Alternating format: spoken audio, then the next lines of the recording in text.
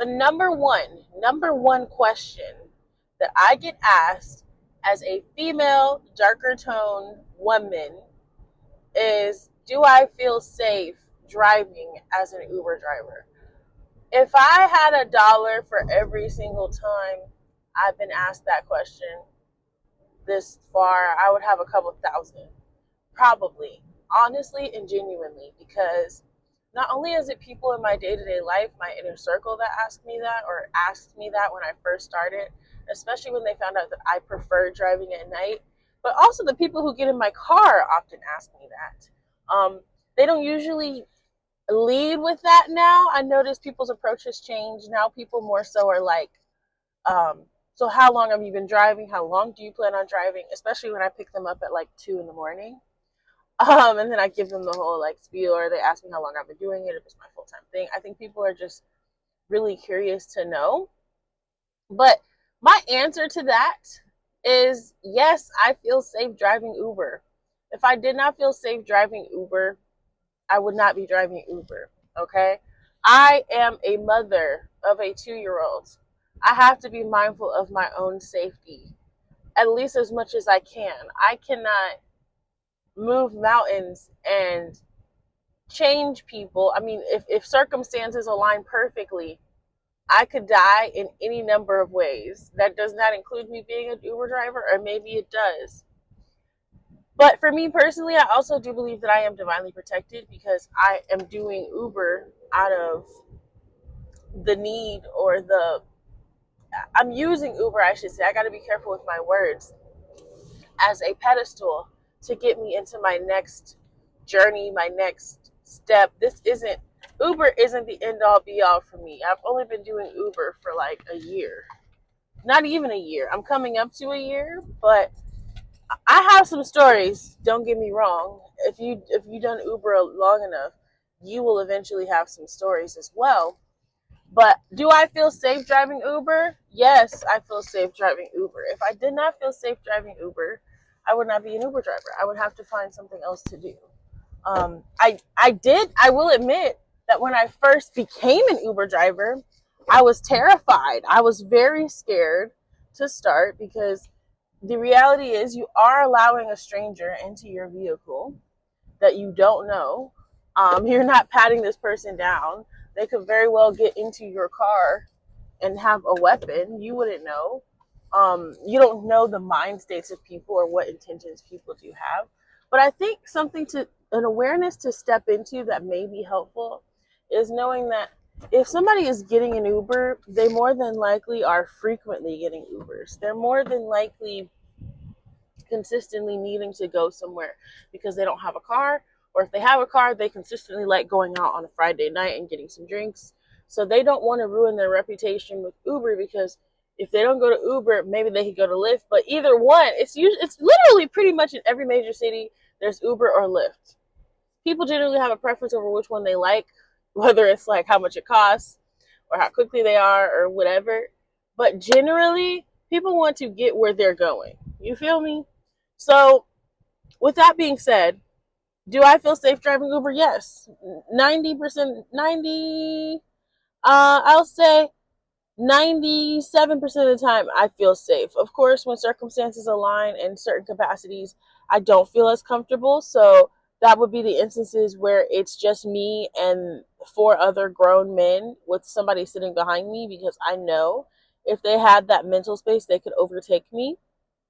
But I don't let anybody in my car that I don't feel comfortable with. I have the power of discernment in mind. I realize and I'm aware that everybody doesn't have discernment. But for me, I have discernment to be able to tell if I feel comfortable with somebody or not. I also make sure I look at someone in the face before they get in my car. I also make sure I conversate with them. I get a good feel of what kind of person they are. I also make sure that I'm protected in my car. This is my car. This is my territory. They don't know what I have in my car, what I don't have in my car. They don't know. I always said, worst case scenario, I could also crash the car. If you want to play some games with me, that's what we could end up doing at the end of the day. Like my life, it's not worth me losing my life. But I think people sensationalize a lot of things and they get into like the analysis paralysis of everything. that they don't want to do what they maybe should do that may help them, because I really believe that Uber is a low barrier to entry role. I mean, as long as you don't have a record, it is hard to get into Uber if you have a record of any sort. But if you don't, it's a low barrier entry way to make a decent amount of money. You don't have to go work somewhere for $15 an hour or $16 an hour. You can make, on average, even starting out, you're going to make $20 an hour driving Uber, straight up, on average. So if you're willing to put the work in, and if you're willing to work more, how many jobs are giving overtime these days? It really just depends on the field. But Uber is a great opportunity with a low barrier entry to make money, to have a side hustle, to do in between things if you have another role. You know what I'm saying? So, or if you want to be an entrepreneur and you're trying to build something else, the next big thing, doing Uber on the side or as your full-time thing until you build that up also gives you the motivation to keep pushing.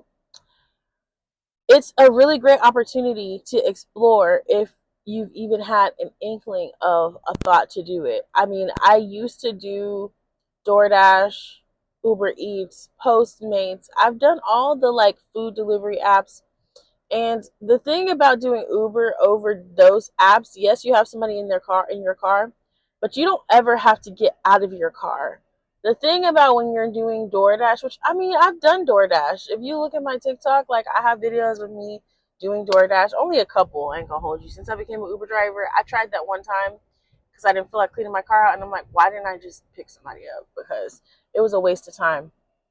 But DoorDash is I'm not DoorDash is not supposed to catch a stray from this video, but what I will say is that doing DoorDash, doing Uber Eats, doing Postmates, those things they pay okay, but not enough for everything that you have to deal with. You have to drive to the location, get out, most of the time wait for the food, get the food. Somebody will have a preference. Give me extra sauce, give me this, give me that. You may have to wait for that too. Go back to your car, get in your car. It could be raining, it could be cold, it could be hot, it could be inclement weather of any sort. You still got to get back out your car to deliver the food. And if they're in a hotel or somewhere, they may want you to deliver it right to their door. The rules between hotels is different. So like there's just a lot that you have to do for nominal pay. I mean, you could do all of that and be paid $5, as opposed you could take a 10-minute 15-minute ride and it pay you between $5 and $8 depending on, or more if they have multiple stops, or if it's a unique space like a Walmart, because usually Ubers cost more in like bigger areas, or if there's like an event, if there's like a surge in price, you'll get paid more. So yes, there's the risk of having somebody in the car with you, but there's also the risk of when you're just driving day to day in a car, there's also the risk of getting in and out of your car. Like whatever you do in life, there's going to be a risk. And if like the thing that you're asking, if you're thinking about being an Uber driver, is that you don't feel safe or comfortable, don't do it. Because if you don't do it, if you're just so scared, you're not going to be able to defend yourself when the time comes. You're not going to be able to have a level head when it comes to bearing that in mind. But if you have a little bit of healthy concern or fear, I say go for it. I had a little bit of healthy concern and fear when I first started, when I wanted to become an Uber driver. I think that's completely normal. I think it's completely normal to have concerns when you're starting something new. If you're completely new at starting something, of course you're not going to be an expert. Of course there's going to be some ambivalence about the validity of it or what it looks like. And like I generally really do welcome the questions that people have about uh, Uber, about me being a woman and doing, because I mean, if I'm being honest, I don't know if I really see too many female Uber drivers. A lot of times when I would get in an Uber, it would be a man. Um, so I get why people feel confused about that. I just wanted to make this video so that I could provide more clarity. Hopefully I did, for you guys that are really wanting to start Uber or thinking about starting Uber. If you decide to sign up, I'll put my little link in the description. You get a benefit, I get a benefit, we all benefit.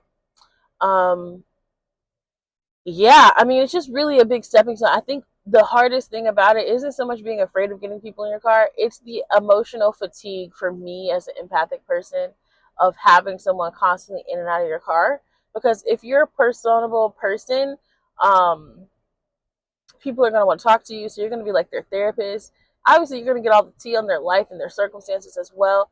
But sometimes you don't want to really be in that space. Like last night, I had a guy in my car, bless his heart, barely spoke English, but he still wanted to talk to me on the car ride home. Mind you, it was like 1 in the morning, dude. Like, can we please go from point A to point B? That was just me mentally. Me mentally. I'd never let on that I felt this way about him. He was harmless and he was just trying to make conversation. So I'm not mad at it, but it was like, dude, it's literally so late, early morning. You want to talk? I was listening to a podcast. He wanted to talk. He's like, well, what kind of music do you like? Do you like rap music? And it's like, oh, okay, here we go into the stereotype. I was like, I mean, I do listen to some rap music, probably not the rap music you're aware of. And then he's just like, oh, well, something about music. It's like, well, I was listening to a podcast. He's like, a podcast? Is that like rap music?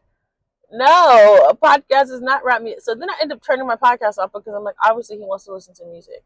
So I turned on the music for him. I put on some lo-fi, just some chill jazz lo-fi. And he's like, where are you from? Oh my gosh, people ask me that all the time. Where are you from? Where are you from? Dude, I'm from here. Really? Really? I'm like, people literally ask me all the time. Well, I guess it's because something about me just feels different, I suppose. Because I get, that's probably like the number 2 question. After people ask me, am I afraid of being an Uber driver? People ask me where I'm from. And it's like, do I have to take on the characteristics of the place that I've been? Or am I empowered to be able to change and grow as a person? Mini rant over and done with, but if you are thinking about being an Uber driver and you are a woman, do it. I say don't start driving at night like I did. I didn't start driving at night, but I prefer driving at night. If you want to get a good feel of it, start driving during the day. Drive during the day, get a feel for it. You don't ever have to drive at night. You don't ever have to put yourself in a situation where you don't feel comfortable. And if you really don't want to do it, maybe it's not for you. I mean, for me personally, I was even looking into becoming a medical courier because, like, it's a little bit of a higher barrier to entry, but it has way more pay, at least from what I'm understanding and being able to do it. So you just gotta see and feel what works best for you. Please comment below what other questions you guys have about Uber. I really don't want to make my page about just Uber. I would really love to do more versatile content, with which I will. Lately, I've just been doing talking head content. I will get better about getting B-roll content for you guys. I just need to get like better equipment as well, and that's coming in due time. I do thank you so much if you've tuned in thus far to my video. If you do like this type of content, I am an Uber driver. I've been an Uber driver for a year. I am a girl mom. I have a 2-year-old. Oh my gosh, gearing up for pre-K. That's crazy. Um, I am a Yup Elite Tampa Bay member, so I often go to like little cool events and functions. So if any of those things, that kind of vibe, I'm also like conscious holistic living as I describe it. I love embracing like the natural form, um, the holistic way, if you will. If any of those things are of interest to you, be sure you subscribe to my page for updates. I will be launching my blog again. I can't tell you how many times, you guys, I've had a blog. I've had several blogs that have started and stopped, but I'm committed to being consistent once I get it started this next go around. Subscribe if you haven't, and I guess I will see you guys in the video here soon. Bye.